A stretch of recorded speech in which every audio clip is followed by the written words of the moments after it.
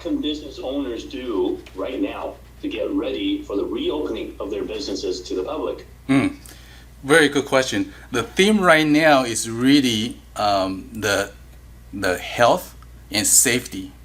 Okay, that's kind of like a theme right now, whether to your employees or to your customers, because they need to feel safe when they do business with you, when they come back to work, and they also need to feel appreciated for doing business with you.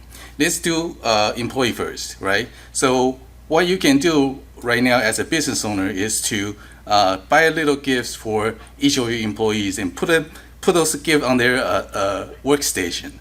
So when they return to work, the first thing is to see that your appreciation for them to return and resume the work. And also you need to share with your policy and procedures of your companies with your employees, and policy regarding how to clean the office, how to prevent they're going to catch this COVID-19 thing while working in your facility. So that's very, very important. Also, for the customer, the same thing. They need to feel appreciated. They also need to feel safe for dining in your restaurant, to shop in your store, also to meet with you in your office.